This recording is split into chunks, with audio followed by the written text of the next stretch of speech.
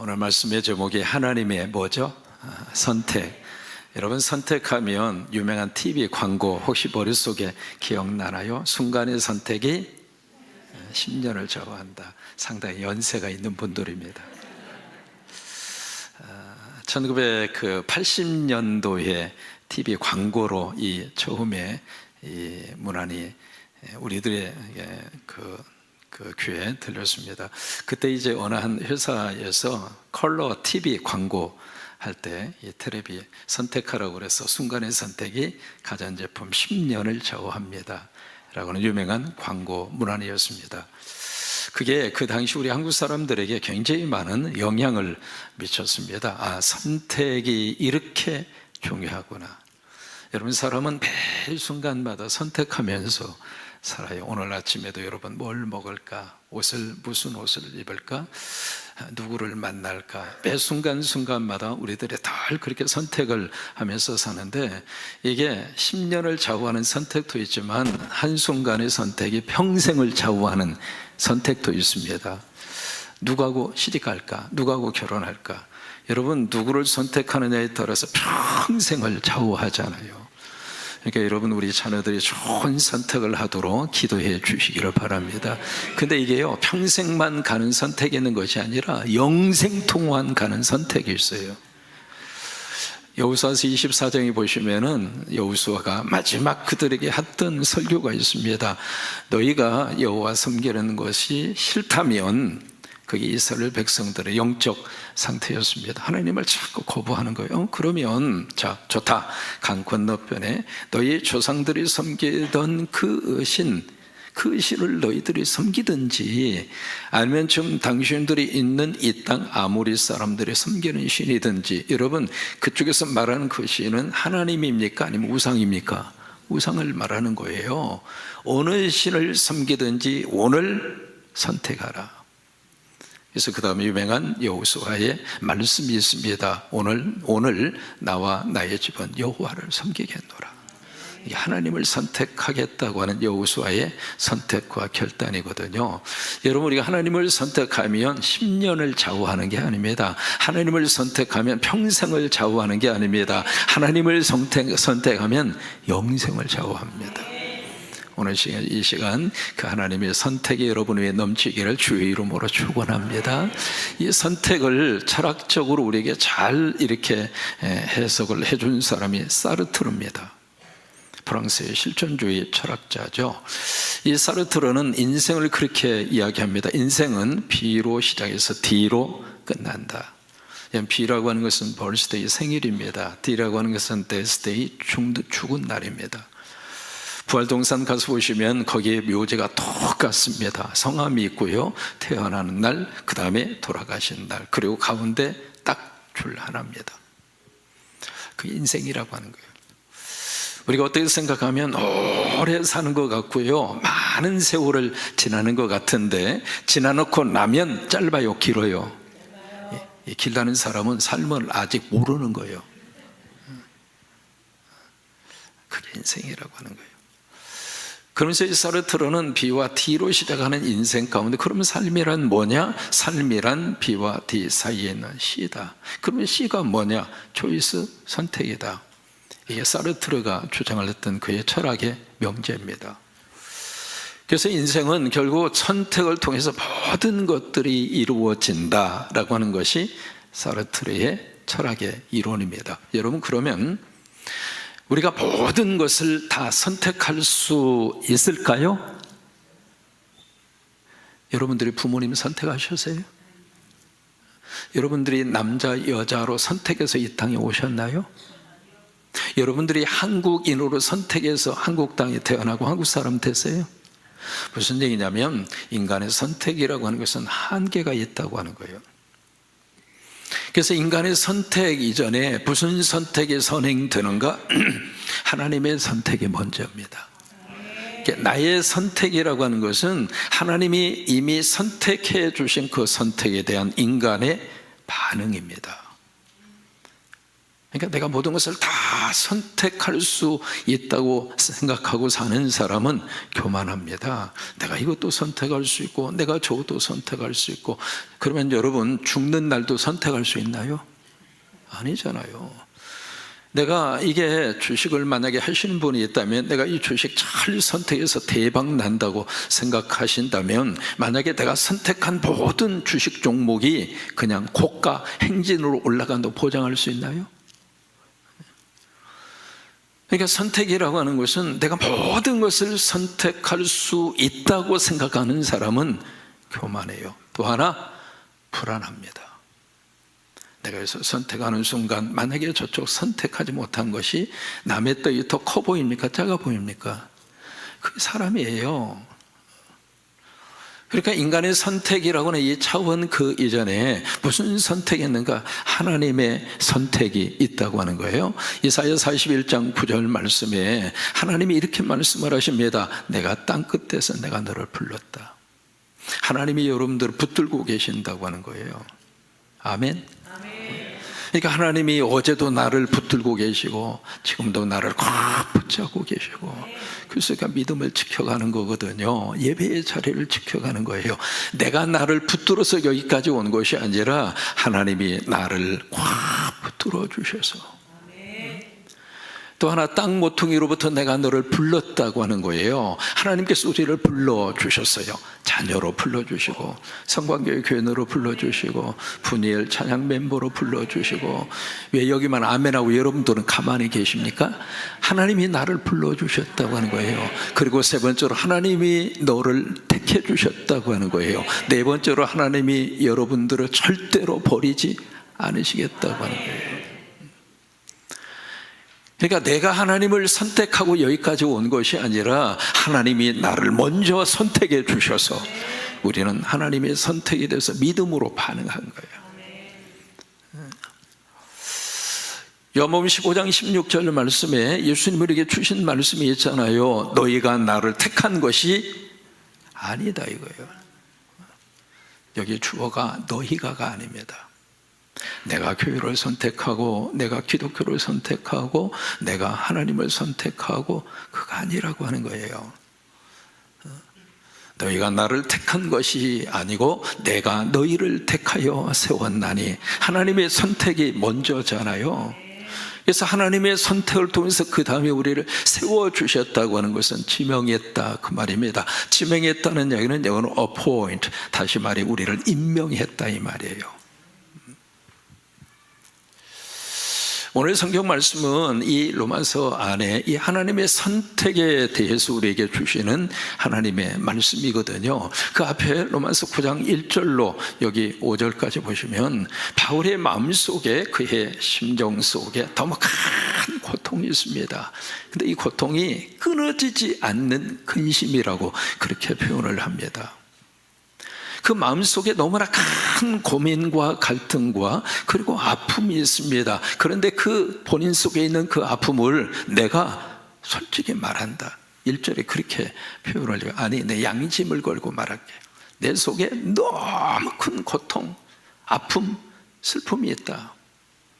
그게 바로 뭐냐면 내가 증거하는 예수 그리스도의 살림꾼 예수 그리스도를 내 동족, 내 친족, 유대인, 이스라엘 사람들이 거부하더라 이 말이에요. 여러분이 가장 사랑하고 아끼는 사람이 가장 귀한 것을 거부하면 마음이 어떨 것 같아요? 그런 심정이에요. 여러분, 예수 먹으면 천국 가는데, 그냥 예수만 믿으면 천국 가는데, 그 단순한 진리와 복음 앞에서 끝까지 입을 악물고 아멘 한마디를 안 하고 만약에 지옥 간다면, 그 사람이, 내가 가장 사랑하는 사람이 그런 모습을 보인다면 여러분 가슴이 어떨 것 같아요? 아픈 정도 아니죠. 오늘따라 참 나하고 설교를 같이 만들어 갑니다. 바울의 심정이 그거예요. 근데 이스라엘 사람들이 어떤 사람인가? 여기에 8가지 영적 자산을 하나님이 그들에게 쏟아 부어 주셔서 그것을 받은 민족 아닌가? 양자됨과 예배와 언약과 제사와 약속들과 조상들이 다 유대 민족 아닌가? 심지어 예수 그리스도가 그들을 통해서 이 땅에 오지 않았는가? 그런데 예수를 거부하고 복음을 거부하고. 여러분, 지금도 유대 민족 가운데 크리스찬의 비율이 1.9%입니다.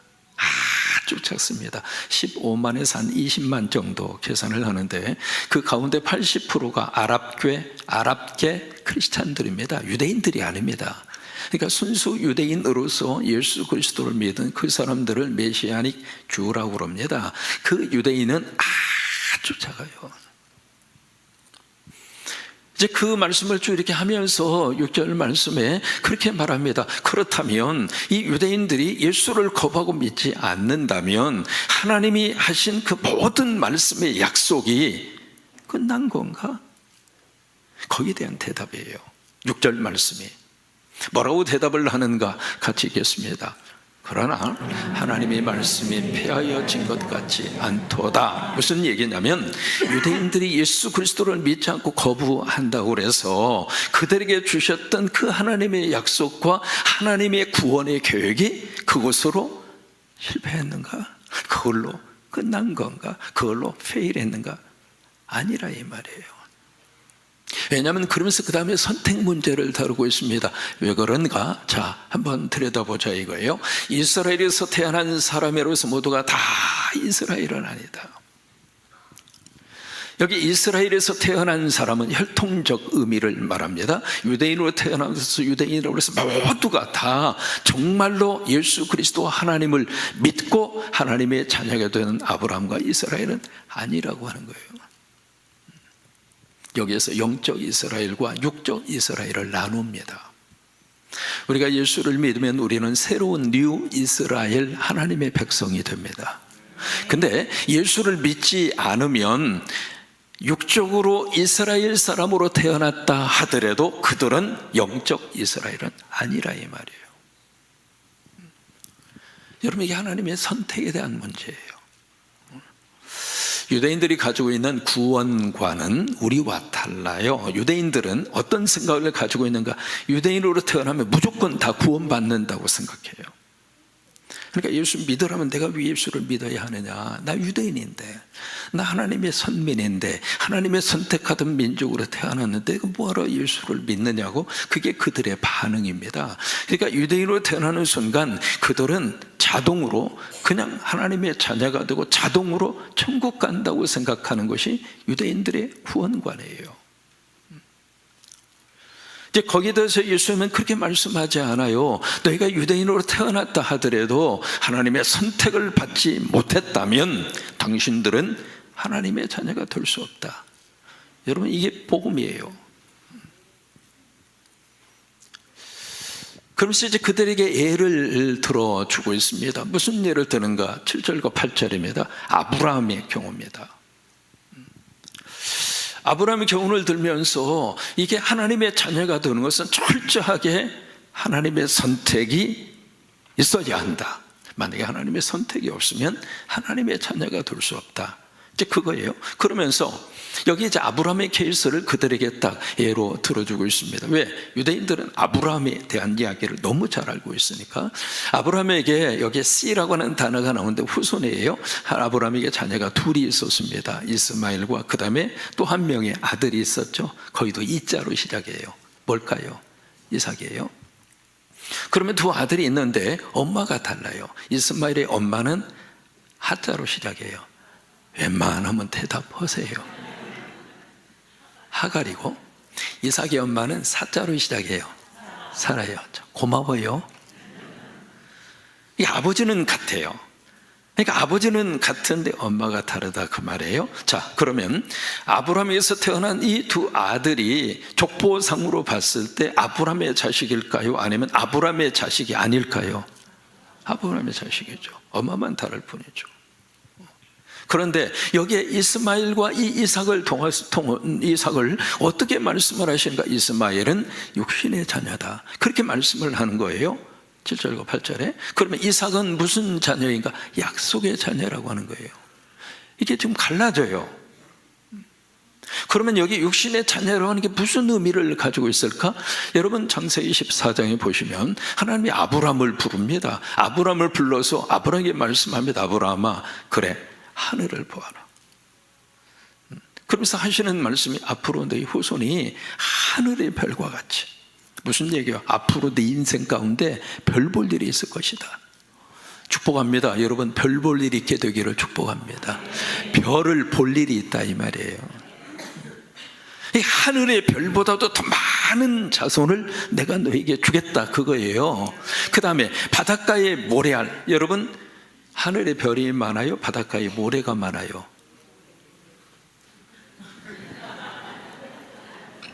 상식적으로 생각하지 마시고요.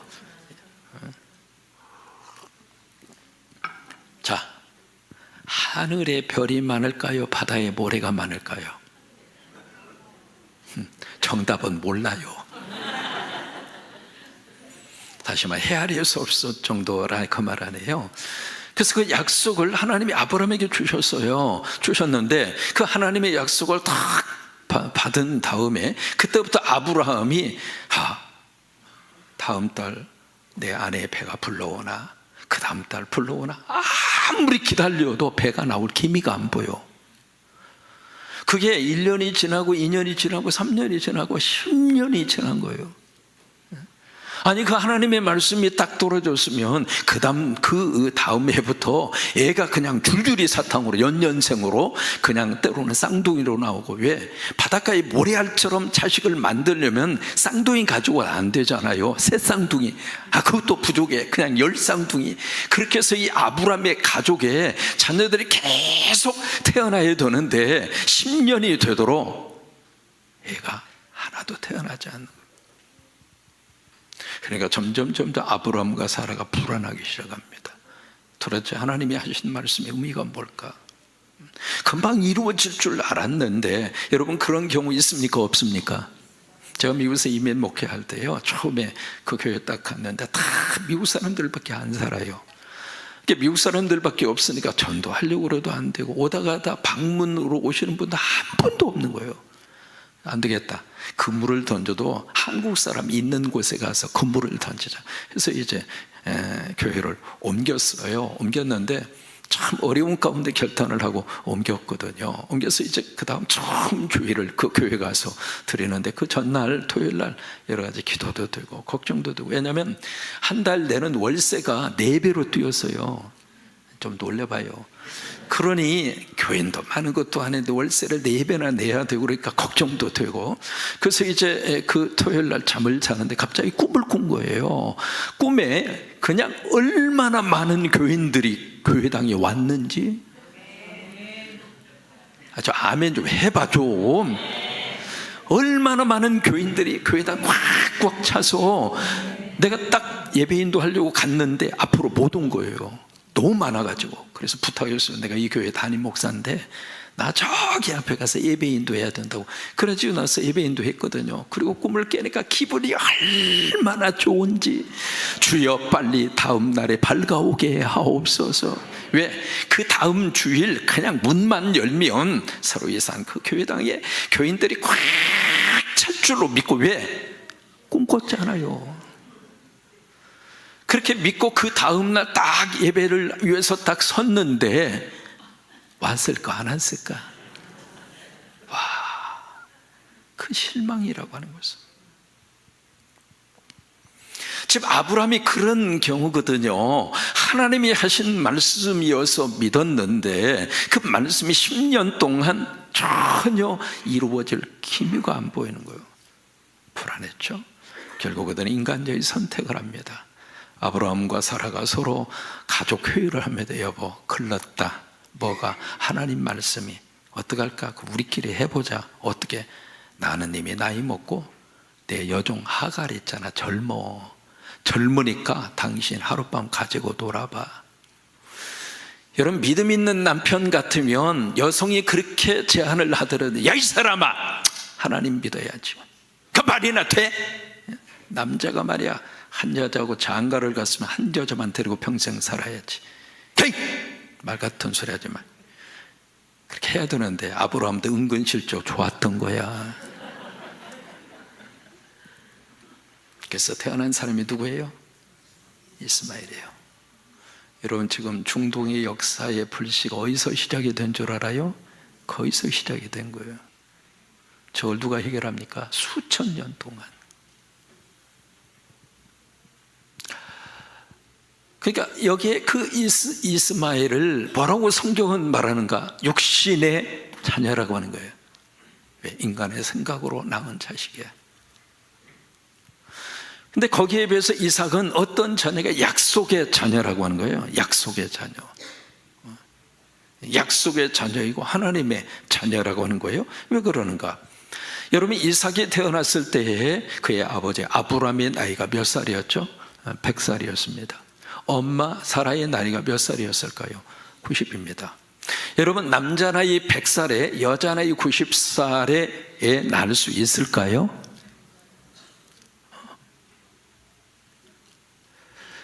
여러분, 그 이야기는요, 인간의 능력과 인간의 힘으로는 도저히 넘어설 수 없는 선이에요.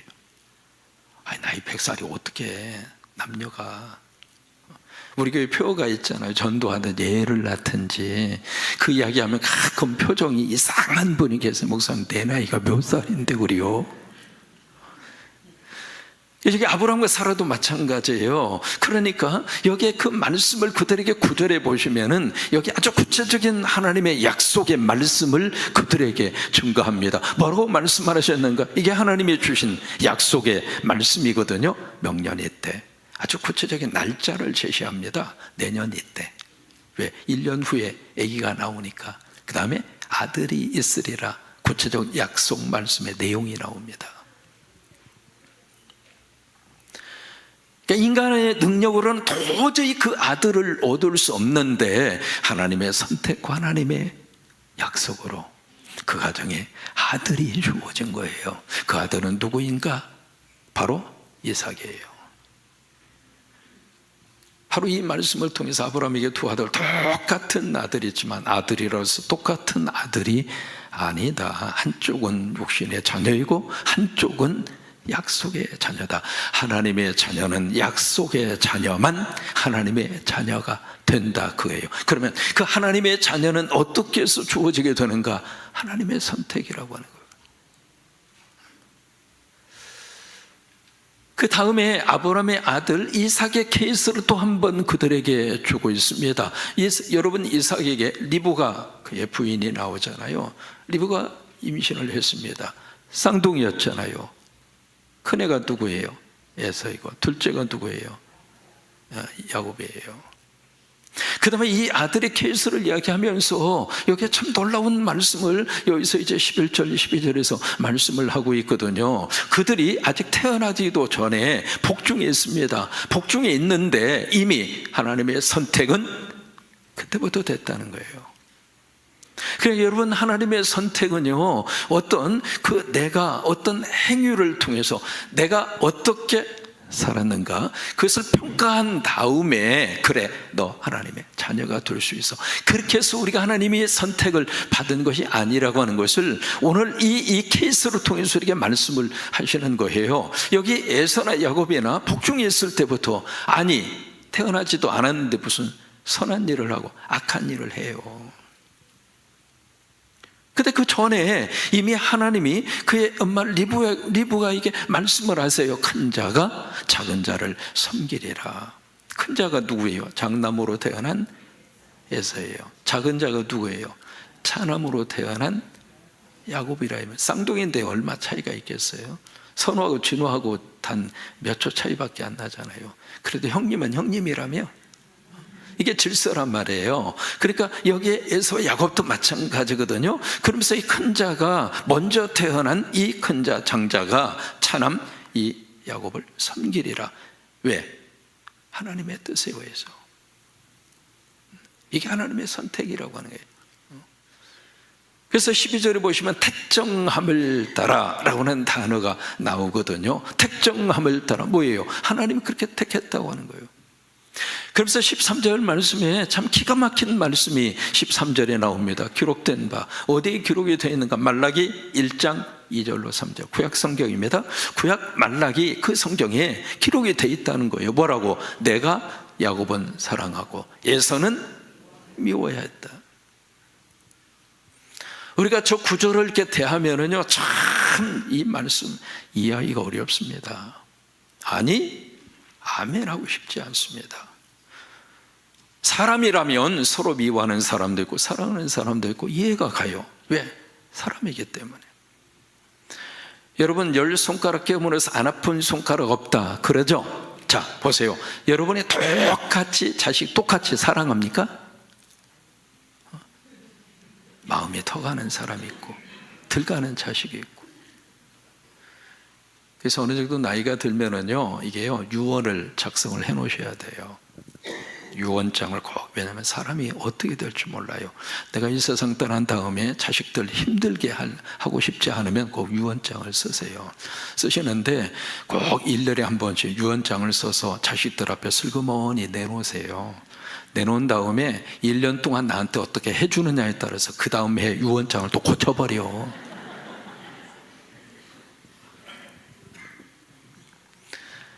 사람이라면 자식이라도 사랑하는 자식이 있고 미워하는 자식이 있어요. 그런데 하나님인데 어떻게 하나님이 누구는 미워하고 누구는 사랑할 수 있겠는가? 그것도 태어나기도 전에.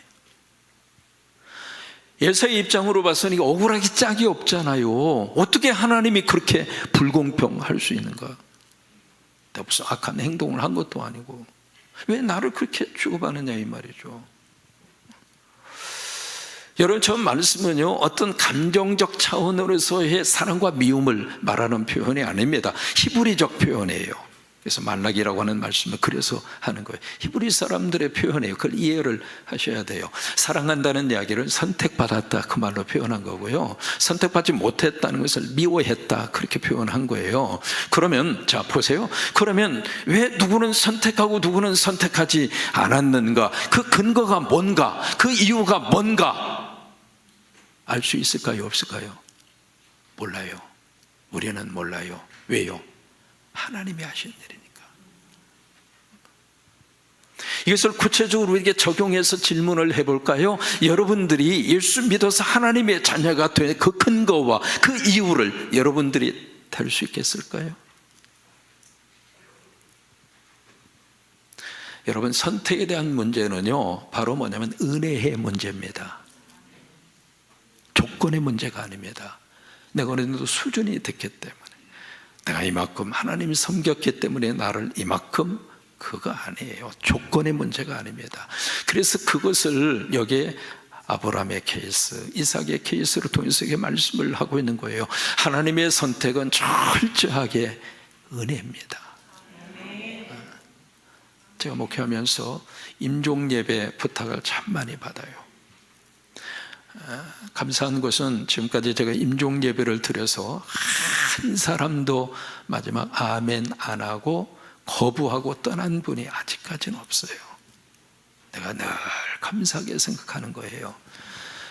평생을 교회 한번 나오지도 않고 예수가 뭔지도 모르고, 근데 그분에게 가셔서 교회에다가 마지막 청력에 살아있잖아요. 그래서 돌아가신 분 앞에서는 절대로 기분 나쁜 말 하지 마세요. 도로 일어나 버립니다. 청력이 살아있어요. 그러니까 마지막까지도 복음을 들을 수 있도록 하나님이 기회를 주시는 거죠. 그 교회에다 대고 몇 마디 이렇게 하고 아멘 하시라고 하면 다 아멘 하셨어요. 그러면서 느끼는 게 있습니다. 야, 이게 하나님의 은혜다. 이게 하나님의 선택이다. 이게 하나님의 선택을 받지 못했다면 이번에 그 마지막 순간 목사가 아니라 그 어떤 사람이 와서 이야기하더라도 그게 마음이 열리겠느냐고요. 근데 그 순간 마음이 열려서 아멘 하고 천국을 가슴에 품고 가시는 모습을 보면 이게 하나님의 선택이다. 하나님의 은혜다. 저는 불신자 가정에서 태어났습니다. 어린 시절 철저하게 유교의 영향권 안에서 살았습니다. 저뿐만이 아닙니다. 여러분도 마찬가지입니다. 여기에서 요구하는 예법을 밥상에서 배웠습니다. 그래서 밥상에서 할아버지가 담배를 피우시는데 담배대가 길었어요. 옛날 담배대는 늘 할아버지 옆에는 담배대가 있었어요. 그래서 밥상에서 만약에 예법이 어긋나면 그걸 얼마나 대갈통을 두들겨 맞았는지. 제가 키가 조금 더 클 수 있었는데 크지 못한 이유 중에 하나는 그때 얻어 터져서 그래요. 이게 밥상이 딱 들어오면 거기서 숟가락을 가장 먼저 들면, 야 이놈아, 응? 예법도 없이 말이야, 숟가락 먼저 든다. 그때 두들겨 맞아요. 젓가락 가지고 맛있는 반찬 먹으려고 그러면 그때 또 두들겨 맞고. 이게 어린 시절 요교의 영향권 안에서 그렇게 살았거든요. 이게 중학교 올라가서는 이제 불교 동국대학교에서 세운 불교 중학교를 갔어요. 그래서 중학교 3년 동안 계속 불교를 배웠습니다. 일주일에 2번씩. 그래서 이제 바냐바라다 밀단시험 관제제보살랭진 마나나 밀떡 신경공적 신생택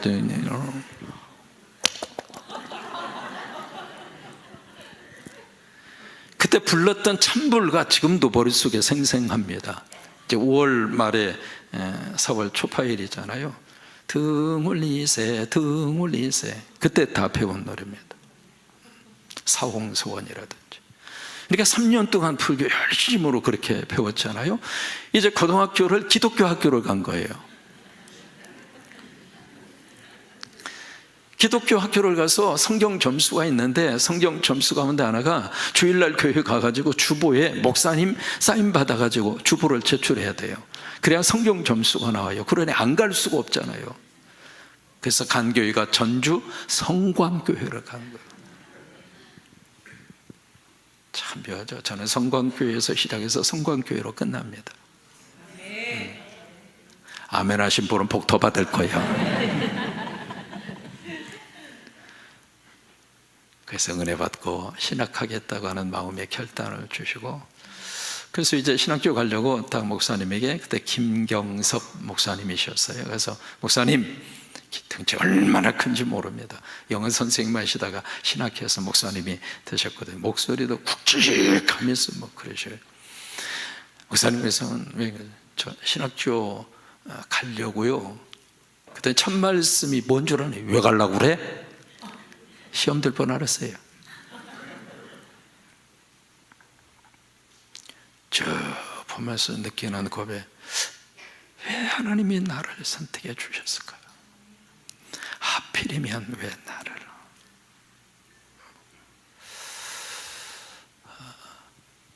여러분 신앙생활 하면서 그 질문을 솔직하게 자신에게 던져보는 거예요. 하나님이 왜 나를 선택해 주셨을까요? 하나님이 왜 나를 선택하셔서 나로 하여금 예수를 믿게 하시고 신앙생활하게 하시고 천국을 바라보며 살게 하셨을까? 여러분, 그 질문에 대해서 우리가 던질 수 있는 유일한 고백은 하나님의 은혜입니다. 내가 무슨 자격이 있어서, 내가 무슨 그만한 행동을 해서, 내가 그만한 그 수준에 올라가서, 그게 아니라 그저 하나님께서 주신 그 은혜, 그 은혜로 내가 하나님의 선택을 받고, 그리고 하나님 앞에서 힘을 받고. 그래요. 우리가 이 거룩한 하나님의 선택 앞에 고백할 수 있는 단어는 딱 하나입니다. 은혜. 은혜예요.